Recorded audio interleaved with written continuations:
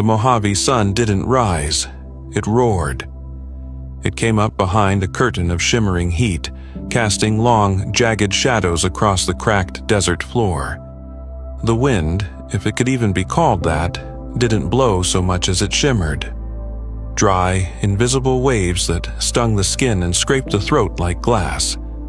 And in the middle of all that silence and sunburnt earth, a little girl walked alone. Sadie Ray's legs ached with every step, knees dusted in fine beige powder that clung to her skin like a memory that wouldn't let go. Her backpack, frayed at the seams and missing a zipper, thumped softly against her spine. It had nothing left in it but a broken inhaler and a packet of saltine crackers so stale the plastic had gone cloudy. Her shoes had given out hours ago, and she'd wrapped her feet in strips of an old flannel shirt to keep them from blistering further. Juno, her German shepherd with a grizzled muzzle and stiff right leg, stayed close by. The dog didn't wander or sniff the air like some carefree mutt. No, he moved with the precise, disciplined gait of something that had once known duty, something that remembered what it meant to serve and protect. The vest had been taken from him a year ago, but the memory of work clung to his frame. Sadie's breathing was shallow, rattling slightly with each exhale. Her asthma had worsened since they left the last town, since Travis, her stepfather, had promised this would be just a drive, and then told her to stay here and wait in the shade of a sun-bleached billboard off Highway 164. That had been 2 days ago. No food, no water, no intention to return. Sadie hadn't cried. Not really. She had just sat down beside the billboard, clutching her inhaler like it could explain something to her. Juno had laid beside her, panting, alert, as if he still believed there was a mission to complete. As if someone might return and say, "Just kidding, kiddo, hop in." But no one came. She didn't know how long she sat there before the sun moved too far west to offer shade. That's when she stood up, laced her fingers into Juno's scruff, and said, "We can't stay here. Not if he's not coming." The desert didn't make room for grief. It didn't pause for panic or reflection. It just baked you until your sweat dried too fast to be useful, and then waited for the next foolish life to wander in. Juno stayed close, his tongue lolling out, eyes always scanning the horizon, as if some part of him still expected to see a rescue chopper or a glint of patrol lights. But the only thing that shimmered in the distance was heat and silence. Sadie had learned not to scream. The desert didn't care about screams. They found an abandoned rest stop late that afternoon. It had no roof left, no running water, and the vending machine had long since been smashed in, its contents looted or melted into a plastic tomb.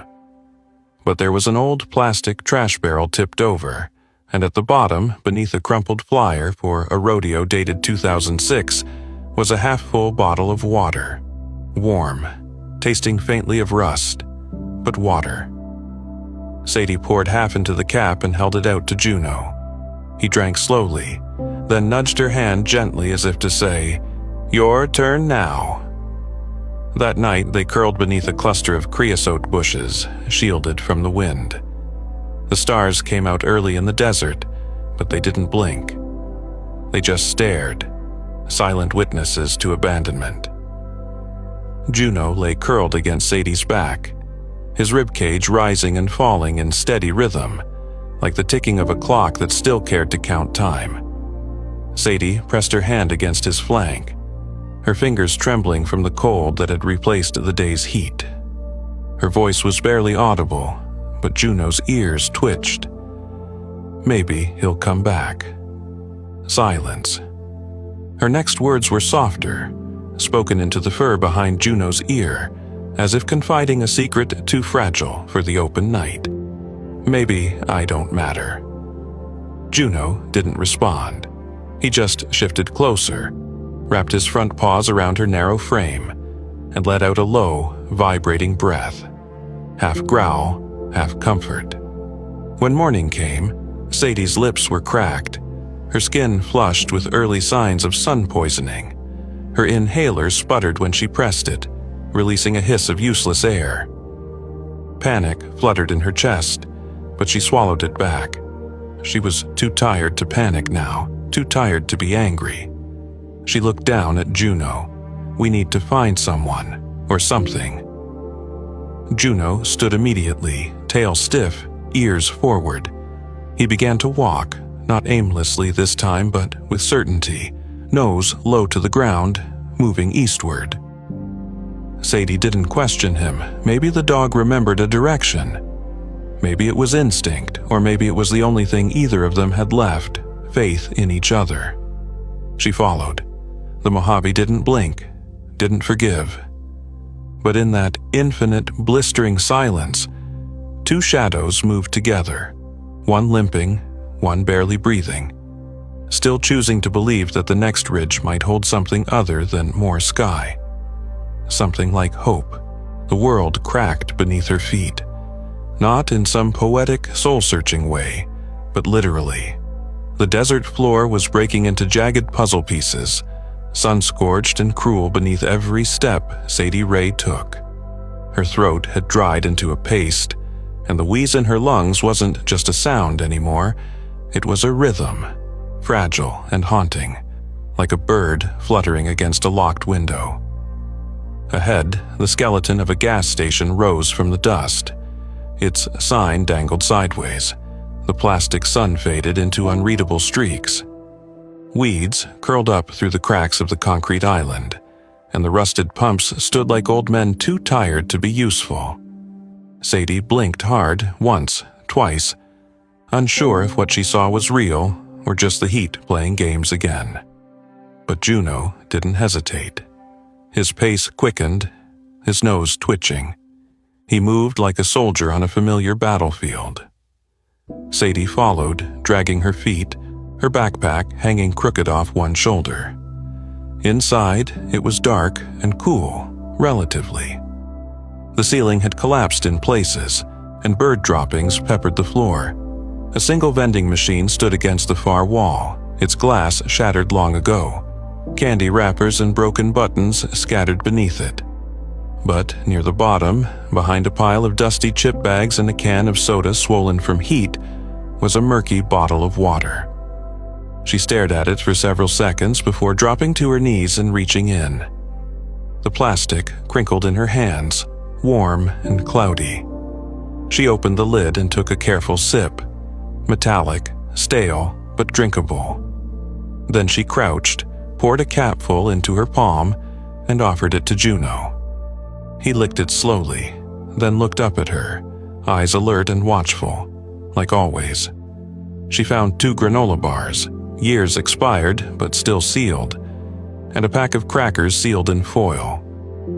She opened the granola bar, broke off a piece, and held it toward Juno first. "You first," she whispered, even though her stomach clawed at itself. He took it without hesitation. They ate in silence. A gust of wind moved through the open windows, and with it came a memory she hadn't asked for. The trailer. 3 months ago. Travis had been drunk again, the kind of sloppy, slurring drunk that made the walls shrink. Sadie had been curled on the couch, clutching her inhaler, while Juno paced the living room, nervous, growling low. When Travis stumbled too close, Juno barked. Once, loud. That was all it took. Travis had grabbed the wrench from the counter and swung. The crack of metal against bone still echoed in her dreams. Juno had yelped, then limped to Sadie's side, bleeding from the shoulder. Travis had stared down at them both with the eyes of someone who didn't care if what he saw bled or broke. That was the night Sadie knew no one was coming to save her. Not teachers, not neighbors, not even the state. Just Juno. She closed her eyes now and pressed her cheek to the cracked floor of the gas station.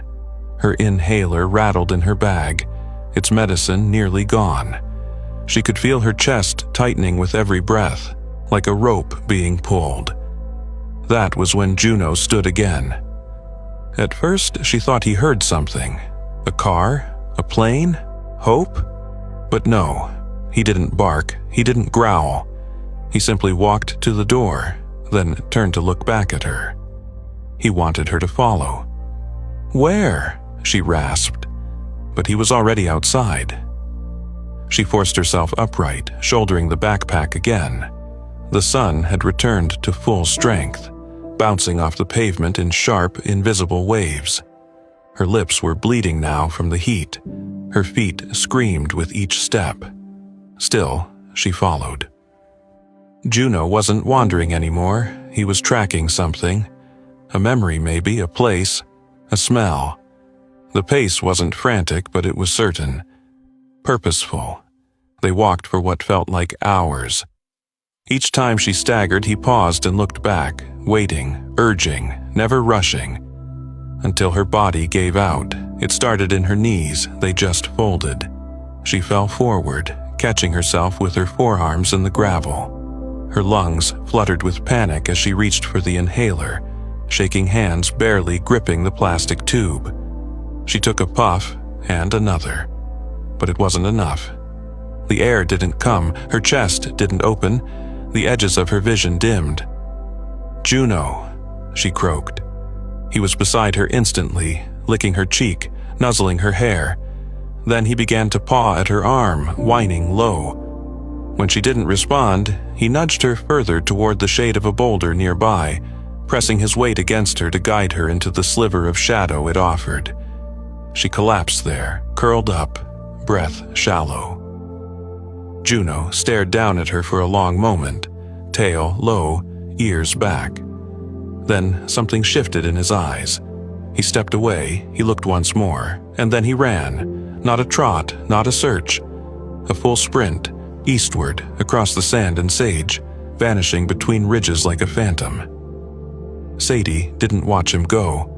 Her eyes had closed, and the Mojave, for the first time, held its breath. The desert didn't sleep. It simmered. Even after the sun sank beneath the jagged teeth of the mountains, the Mojave kept its heat like a secret grudge.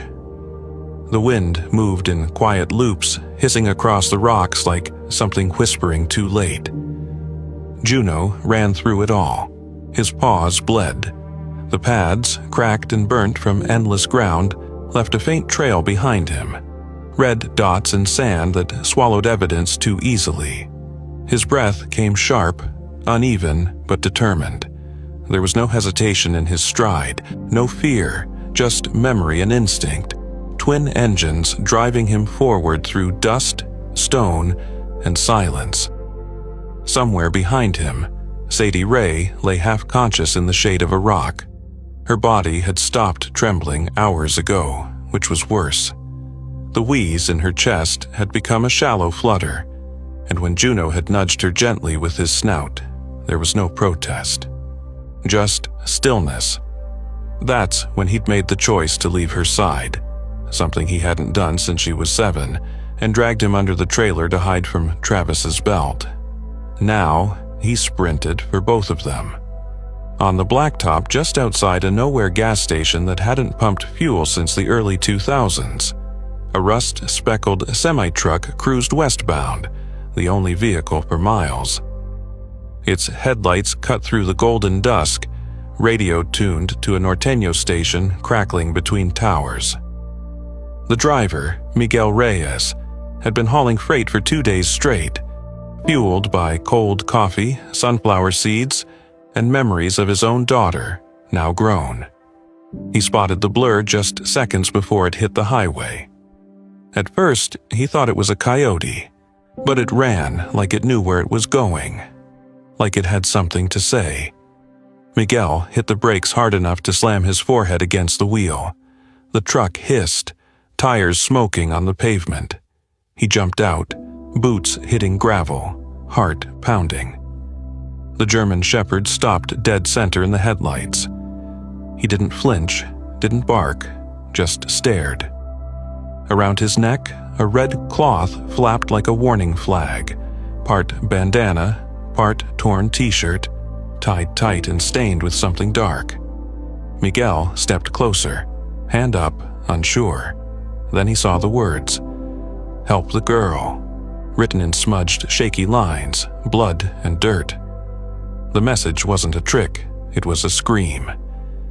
Miguel turned, bolted back into his cab and grabbed the radio. "Dispatch, this is Unit 84, southbound on Mojave Route 19. I've got a dog on the road. Caller message says there's a girl in trouble. I think it's real, requesting immediate response. Repeat, possible child emergency." Dispatch started asking questions, but Juno had already turned and bolted off the road into the sage and dust. Miguel cursed, grabbed his flashlight and ran after him without waiting for confirmation. The terrain was unforgiving. Every thorn bush seemed to grab his jeans. Rocks slid beneath his boots. But the dog never slowed. Miguel followed the trail as best he could, lungs burning. 15 minutes later, under a slope of sandstone barely lit by a dying moon, Juno skidded to a stop. Miguel spotted her, Sadie, curled into herself like something broken. Her face was pale under the dirt, her lips chapped and cracked. One hand clutched a blue inhaler to her chest like a charm. She didn't move. He dropped beside her and pressed 2 fingers to her neck. A pulse, weak, barely there. He radioed again. Found her. Female, maybe 10, unconscious, still breathing. Need air evac now. The desert, once empty, came alive within the hour. Lights bounced along the dirt trail as an emergency response unit cut through the terrain. A helicopter buzzed overhead, blades slicing through the quiet. Paramedics swarmed like ghosts in uniform, pushing Miguel gently aside. They worked fast. Fluids, oxygen, a mask, monitors. BP dropping. SpO2 at 78%. "Let's move," one of them said, voice clipped and sharp. They loaded Sadie into the chopper. Juno tried to climb in after her, panicked, whining. A young EMT blocked him until the commanding officer, a woman with military bearing and a soft spot for dogs, overruled protocol. "He goes," she said simply. Juno curled beside Sadie's feet as the bird lifted into the sky. At Silver Mesa Regional Medical, the ER lights flared to life. Pediatric trauma code inbound. The attending physician, Dr. Margot Ellis, paced by the bed as Sadie was wheeled in. The nurses rattled off vitals, test results, guesses. She heard the same phrase 3 times. She was minutes from coding. Dr. Ellis looked down at the girl, saw the raw sunburn, the cracked hands, the swollen lips, and the dog pressed against her legs, refusing to move. "Who brought her in?" she asked. "Dog," someone answered. "Tracked down a truck driver, led him back." Dr. Ellis stared. That dog saved her life. 2 hours later, Sadie's numbers stabilized. IVs dripped. Machines beeped with monotonous reassurance. Sometime just before dawn, Sadie blinked once, then again. Her eyes fluttered open, confused and glassy. Sometime just before dawn, Sadie blinked once, then again. Her eyes fluttered open, confused and glassy.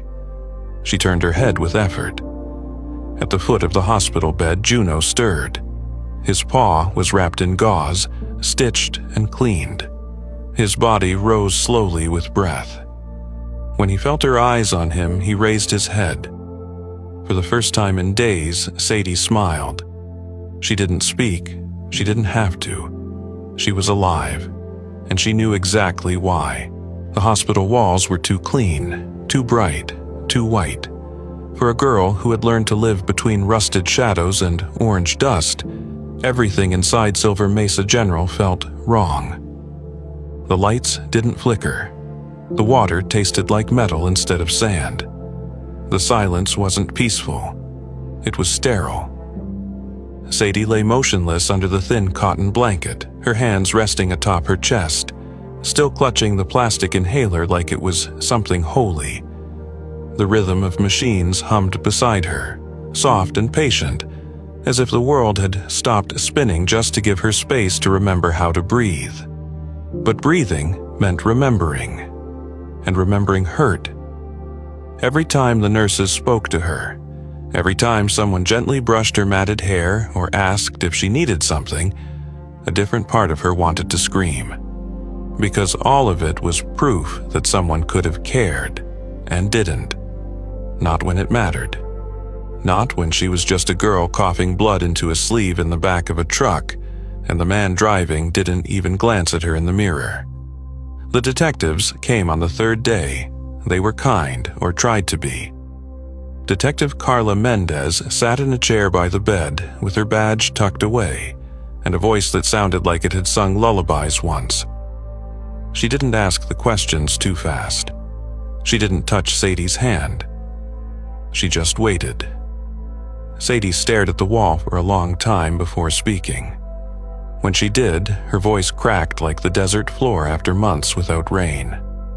"I was 7 when Mama died, asthma attack.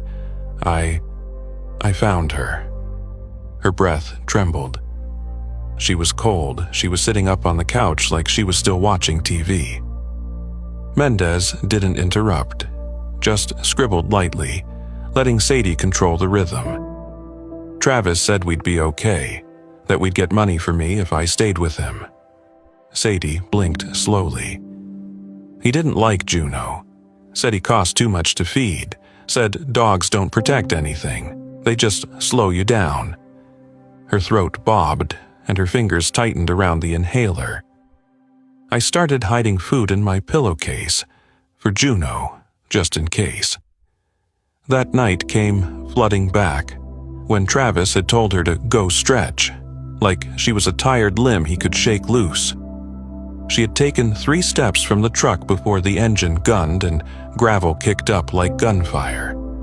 Juno had barked once, then again, then ran after the car until he vanished behind a curtain of dust. Sadie didn't cry then. She didn't even scream. She just sat in the sand and waited to disappear. Now, Mendez had what she needed. But what she didn't expect, what hit her in the gut, was when Sadie reached into her pillowcase, pulled out a crumpled, hand-drawn map on lined notebook paper, and said quietly, "I can show you where he left me." The next morning, law enforcement found the exact spot, a ring of disturbed earth where a fire had burned low, Sadie's name carved into the side of a fallen road sign, a box of old medication, a pink sock. Enough to confirm everything. A warrant was issued within the hour. Travis Monroe was found 3 days later at a truck stop in Nevada. He was passed out in the back of a rented van with 2 cases of stolen beer and a wallet full of cash meant for Sadie's disability subsidy. He claimed she'd wandered off, that she always ran when she got spooked, but lies weigh less than truth. And the truth was heavy. What they pulled from the van told a deeper story. Baby clothes still folded in the back seat, a child's asthma medication, Juno's old collar stuffed under the seat like a thing he'd meant to forget. It was evidence, yes, but more than that, it was a roadmap of neglect. The media picked it up by the afternoon. By sundown, Shark Run with Juno was everywhere. Instagram, local news, even TikTok. 1,000 strangers were drawing wolves with wings, girls with backpacks and fierce eyes. Everyone had an opinion. Everyone had hope. But inside the hospital, Sadie didn't know she was famous. She only knew that people kept walking in and out, whispering her name like it was something fragile. She stopped talking for 2 days. Then, quietly, she asked for paper. With a dull pencil and a clipboard, she started sketching the desert. Not the wide-open version, but the close-up kind. Cactus thorns like knives, rocks sharp enough to draw blood, the outline of Juno's paws next to her footprints. On the last page, she drew the back of a truck, a figure walking away, and a dog standing still. No faces, just posture. like memory without blame. When they told her Travis was in jail, that he wouldn't come near her again, she only nodded. She didn't smile. But that night, as Juno curled next to her bed, resting his muzzle on the white tile floor, she whispered, barely audible, "You stayed." And that was the first time she fell asleep without flinching. Time didn't move in big moments anymore.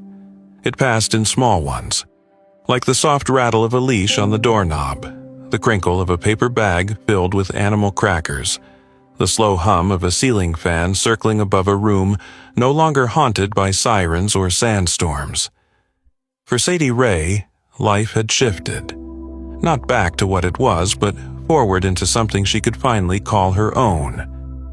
The first time she stepped outside the hospital without monitors strapped to her chest, she blinked like someone learning the sun again. Her lungs still wheezed, her hands still trembled, but Juno was at her side, fur thick from healing, ears always alert. The wind carried no promises, but at least now it didn't carry fear. Dr. Ellie Monroe, the local veterinarian who had treated Juno's cracked paw and stitched his torn ear, offered to drive them home.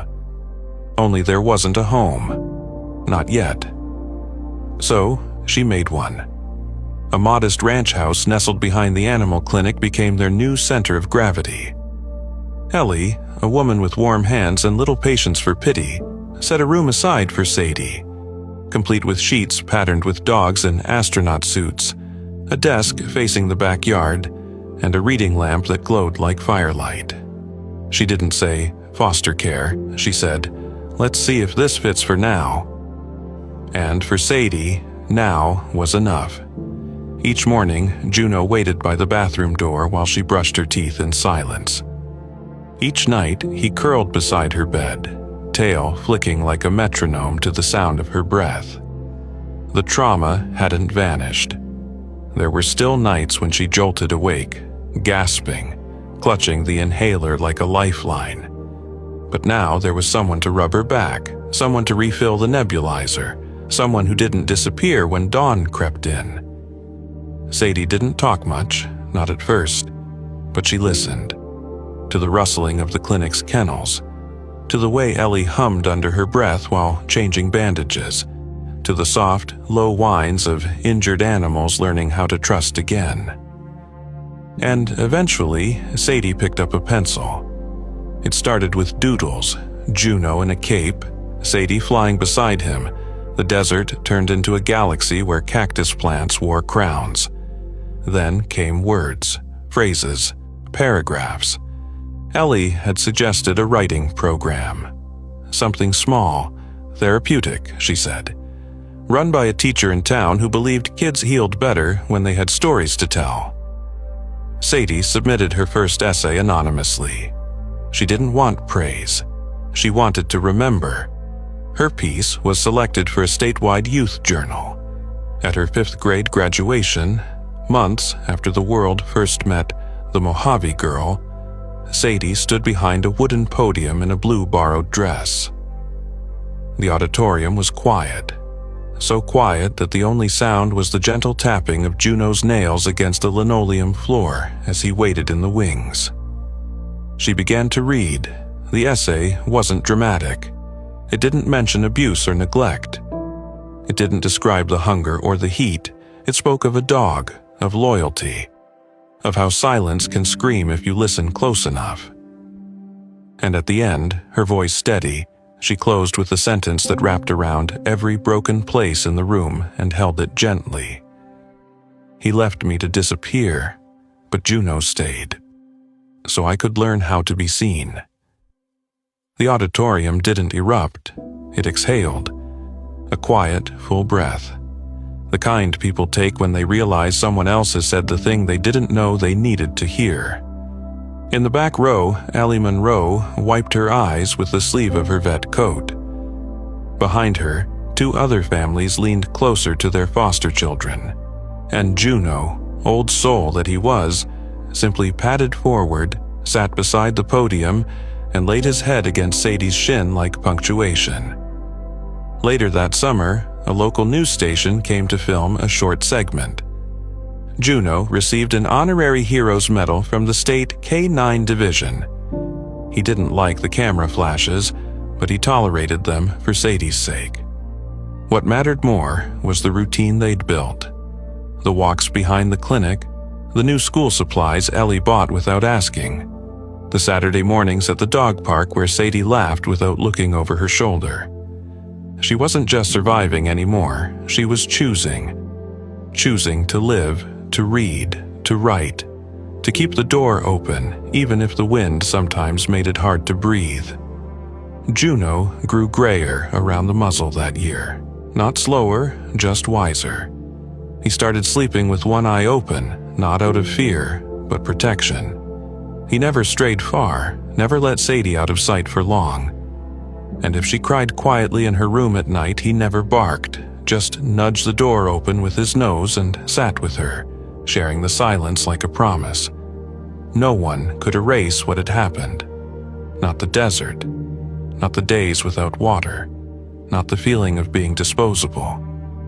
But for the first time in her young life, Sadie Ray learned this. Being abandoned didn't mean being broken, and being found didn't mean being fixed. Healing was quieter than that, slower. A daily choice wrapped in ordinary things. A dog's heartbeat beside yours, a hand on your shoulder. A page filled with truth no longer too heavy to carry. And a girl, just a girl, choosing to stand in the sun, scars and all, and stay.